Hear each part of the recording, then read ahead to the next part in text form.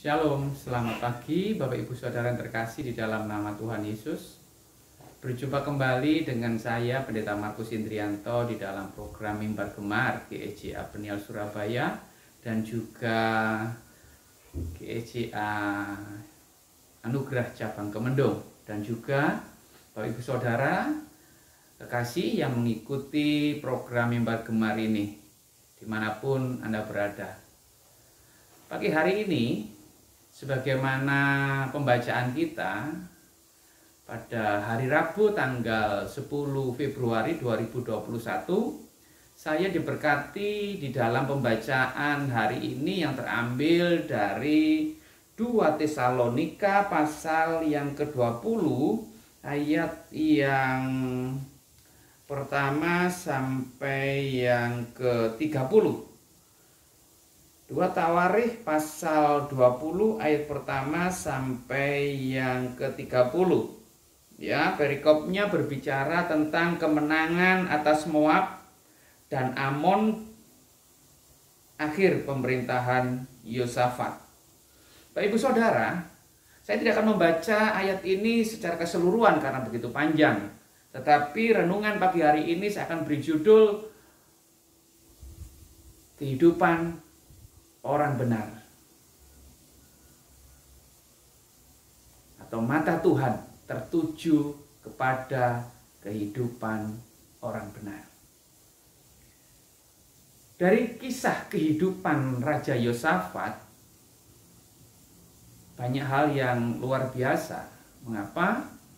Karena Yosafat adalah raja setelah pasca pemerintahan Salomo yang hidup benar-benar takut Tuhan, hidup benar seperti bapa leluhurnya Daud.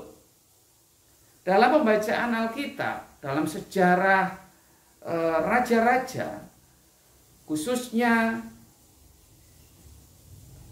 kerajaan Israel Selatan, hanya ada 3 raja yang dinyatakan oleh Alkitab hidup benar sesuai Daud bapa leluhurnya. Salah satunya Yosafat.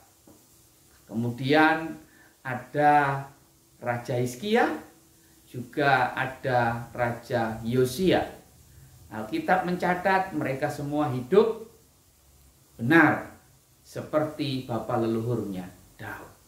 Dan ini adalah kunci kehidupan Raja Yosafat. Sekalipun dalam pemerintahannya tidak mulus, dalam pemerintahannya tidak mudah, ada pergolakan-pergolakan secara politik, tetapi kembali Alkitab mencatat bahwa Yosafat hidup benar, hidup sungguh-sungguh takut akan Tuhan dan mengikuti jejak pendahulunya, bapa leluhurnya, yaitu Daud. Ya, dan juga Alkitab menyatakan bahwa Yosafat tabah hati dan hidup menurut jalan yang ditunjukkan Tuhan. Ini adalah dasar kunci kehidupan Yosafat sebagai orang benar. Nah, di dalam perjalanan pemerintahannya, dalam perjalanan dia memimpin kerajaan Israel Selatan, yaitu suku Yehuda dan Benyamin, dan ibu kotanya di Yerusalem. Ketika dalam pemerintahannya menginjak tahun-tahun kelima dan seterusnya, dia mengalami pergumulan, Bapak Ibu Saudara. Khususnya ancaman dan serangan dari bangsa Moab, Amon, dan berkoalisi dengan penduduk dataran tinggi Edom. Dan ayat yang kedua dari pasal 20 saya bacakan. Setelah itu Bani Moab dan Bani Amon datang berperang melawan Yosafat bersama-sama sepasukan orang Meonim. Datanglah orang memberitahukan Yosafat, satu laskar yang besar datang dari sebelah Laut Asin, dari Edom, menyerang tuanku. Sekarang mereka di Haseson Tamar, yakni En-Gedi. Bapak Ibu Saudara, ketika Yosafat mendengar berita dari bawahannya, dari pengintainya, dari pasukannya, bahwa ada koalisi besar bangsa Moab, bangsa Bani Amon, dan juga orang-orang Meonim dari Edom berkoalisi untuk menyerang Yosafat. Di situ dinyatakan satu laskar yang besar. Hal ini membuat Yosafat takut. Hal ini membuat Yosafat gentar, Bapak Ibu Saudara. Kalau kita ngomong kegentaran, ketakutan ketika menghadapi ancaman seperti yang dihadapi Yosafat, manusiawi sekali. Manusiawi sekali. Kita ketika menghadapi ancaman, ketika menghadapi persoalan, pergumulan, bahkan seperti pandemi, ancaman pandemi COVID-19 hari-harinya begitu mewabah, begitu menakutkan, begitu membuat banyak orang gentar hari-hari ini, Bapak Ibu Saudara. Ada ketakutan, ada kekhawatiran, itu manusiawi sekali. Tetapi yang lebih penting dari sekedar kekhawatiran, ketakutan secara manusia, ada kebenaran yang bisa kita pelajari pagi hari ini dari kehidupan Yosafat, yaitu pasal yang ketiga, ayat yang ketiga maksud saya, dalam pasal 20. Yosafat menjadi takut, lalu mengambil keputusan untuk mencari Tuhan. Ini poin penting. Banyak orang mengalami ketakutan, banyak orang mengalami kegentaran, banyak orang mengalami kecemasan dalam hidupnya oleh karena banyak problem, pergumulan, persoalan yang mereka hadapi. Tetapi yang membedakan orang benar dengan orang yang fasik yaitu keputusan yang mereka ambil. Orang benar mengambil keputusan untuk mencari Tuhan. Haleluya. Ini yang harus kita tanamkan dalam hati dan kehidupan kita. Ketika problem, persoalan, tantangan, pergumulan, ketakutan seperti bencana pandemi COVID seperti ini, kita harus mengambil langkah keputusan yang tepat, pilihan yang tepat, yaitu mencari Tuhan. Haleluya. Mencari Tuhan. Dan kemudian dijelaskan setelah mencari Tuhan, yang kedua, ia menyerukan seluruh Yehuda supaya berpuasa. Haleluya. Selain mencari Tuhan, Yosafat memerintahkan kepada seluruh rakyat Yehuda dan Yerusalem untuk berpuasa. Dan dicatat di dalam ayat 13, bukan hanya orang laki-laki, tetapi seluruh keluarga, istri, anak-anak mereka berpuasa. Luar biasa, satu tindakan pilihan yang tepat sebagai respon kita mencari Tuhan. Ya, kemudian juga berpuasa.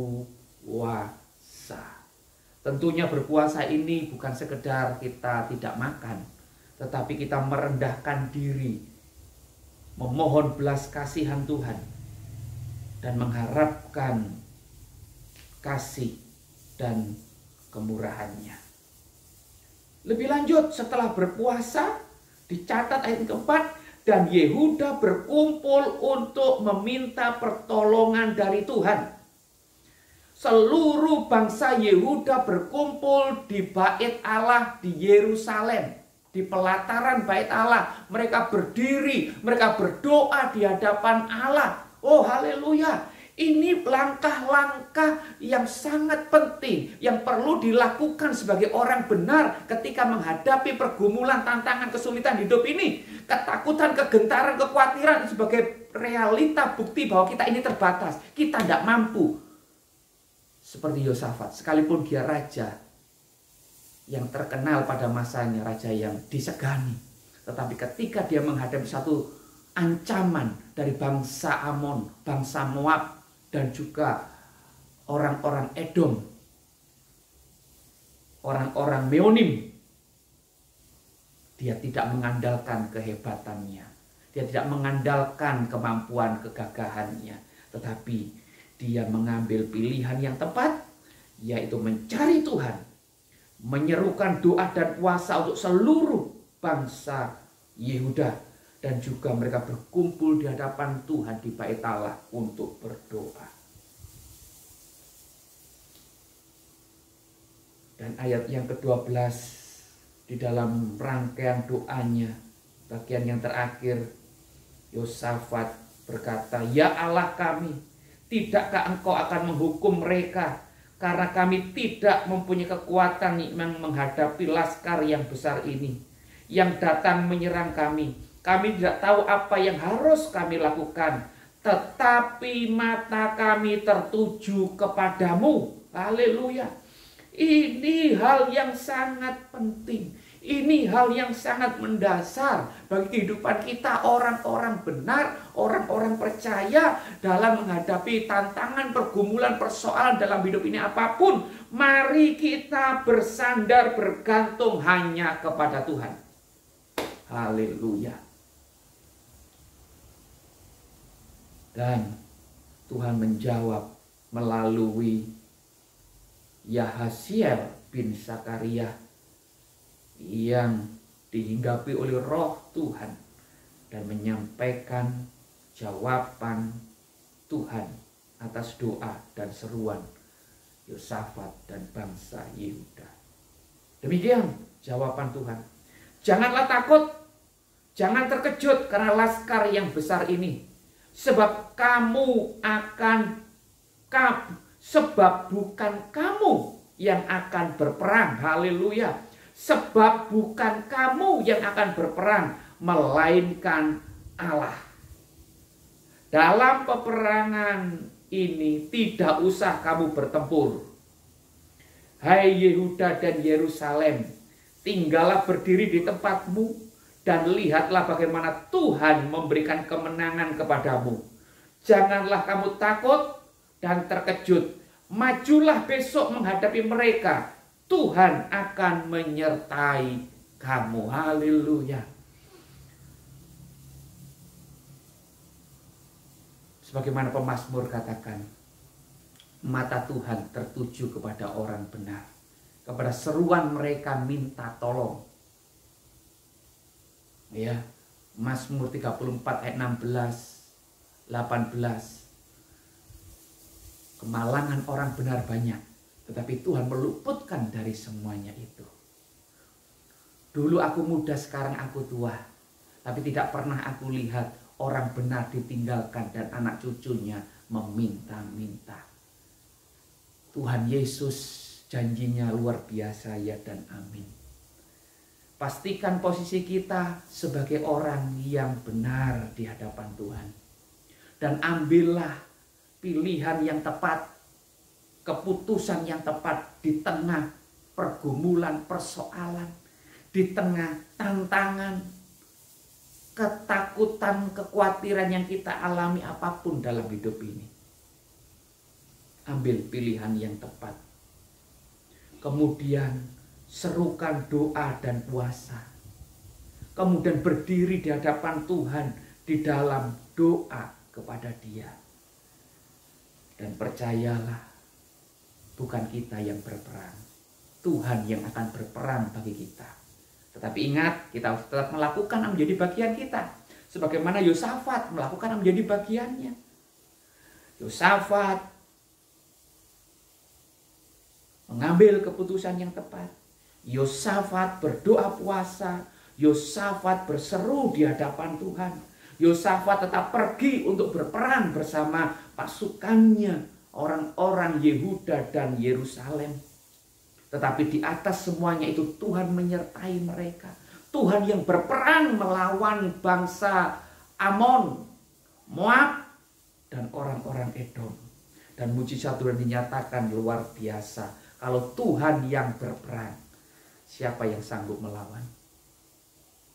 Dikisahkan bagaimana dalam ayat yang ke-22, ketika Yosafat bersama pasukannya pergi berangkat untuk berperang ke gurun Tekoa, mereka menaikkan pujian penyembahan, mereka menyanyikan syukur kepada Tuhan, sehingga terdengar puji-pujian itu di hadapan Allah. Dan ketika puji-pujian itu dinaikkan, dikumandangkan, Tuhan membuat penghadangan terhadap Bani Amon dan Moab dan orang-orang dari pegunungan Seir yang hendak menyerang Yehuda, sehingga mereka terpukul kalah. Dengan cara Allah yang ajaib, akhirnya Bani Amon, Bani Moab, dan juga orang-orang Seir saling membunuh satu dengan yang lain.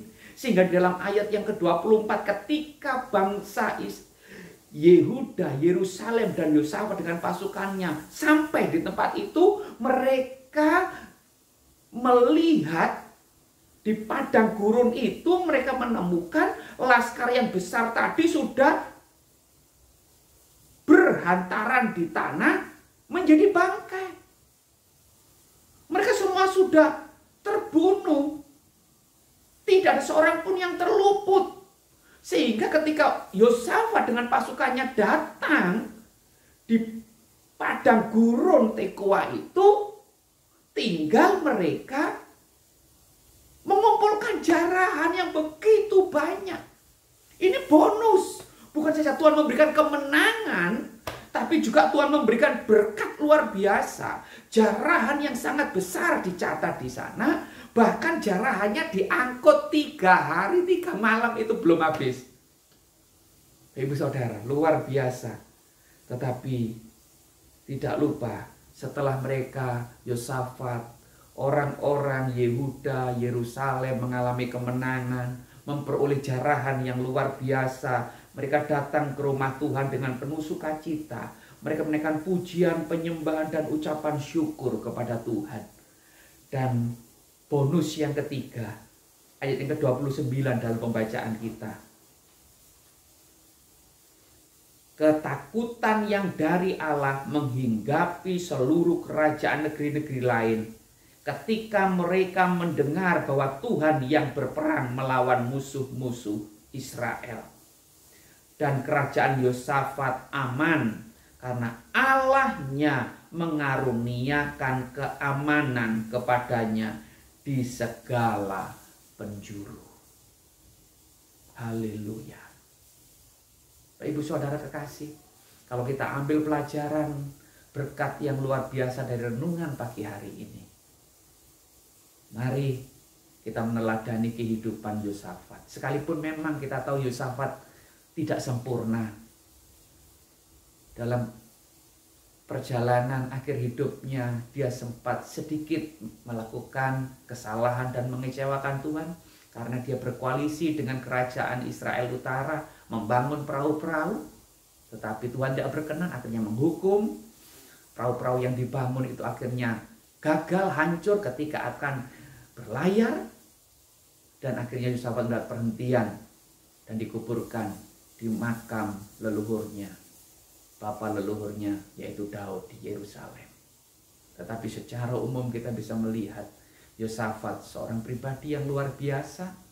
Dari sekian puluh raja-raja dari Israel Selatan, Yosafat termasuk raja yang betul-betul hidup benar seperti Daud, bapa leluhurnya. Menjauhkan tugu-tugu penyembahan, mesbah-mesbah penyembahan, berhala disingkirkan.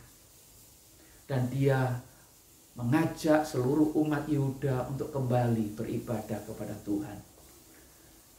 dan banyak hal pembaharuan dilakukan.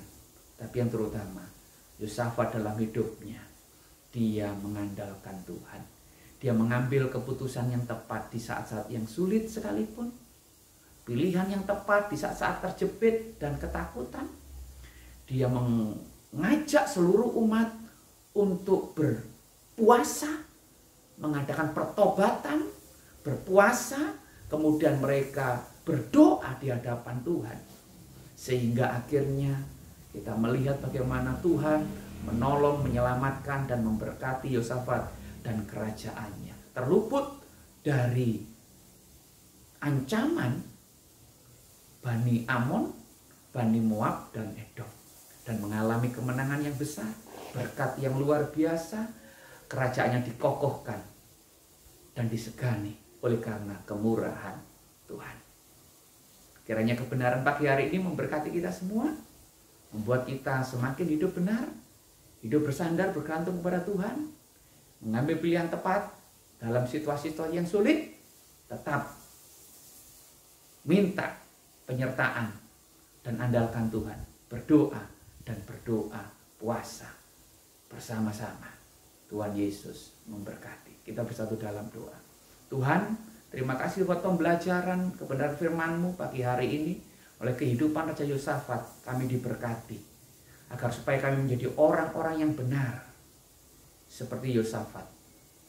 Ketika ada pergumulan, tantangan yang Tuhan izinkan, kekhawatiran, ketakutan bahkan yang melanda kehidupan kami, biarlah kami tetap mengambil pilihan yang tepat, keputusan yang tepat, langkah yang tepat di dalam pergumulan persoalan apapun. Kami tidak lari kepada manusia, kami tidak mengandalkan manusia, tapi kami hanya lari dan mencari Tuhan, mengandalkan Tuhan. Kami merendahkan hidup kami melalui doa, dan kami melalui doa dan puasa, dan meminta pertolongan Tuhan. Dan pada akhirnya kami percaya Tuhan akan berperang, membela kami, berperang, menolong kami. Kami akan mengalami kemenangan yang ajaib, kemenangan yang besar, bahkan kami mengalami keberkatan yang luar biasa. Kami akan dikokohkan kehidupan kami, pekerjaan kami, usaha kami, keluarga, rumah tangga kami, pelayanan kami dikokohkan oleh karena Tuhan andalan kami, Tuhan sandaran kami. Terima kasih. Kiranya kebenaran pagi hari ini memberkati kami semua, khususnya hari-hari ini di masa-masa pandemi. Kami sungguh-sungguh mengandalkan Tuhan. Kami bersandar, kami merendahkan hati kami melalui doa dan puasa kepada Tuhan. Dan pertolongan-Mu akan nyata untuk setiap kami. Dikokohkan, dijagai, dilindungi, bahkan diberkati oleh Tuhan. Sebab Tuhan yang berperang bagi kami, Tuhan yang berdiri di depan kami, menjaga melindungi kami segenap umat-Mu. Dalam nama Tuhan Yesus. Haleluya. Amin. Selamat pagi Bapak Ibu Saudara terkasih. Selamat beraktivitas. Andalkan Tuhan. Percaya penyertaannya sempurna buat setiap kehidupan Bapak Ibu Saudara dan saya. Tuhan Yesus memberkati. Salam bergema.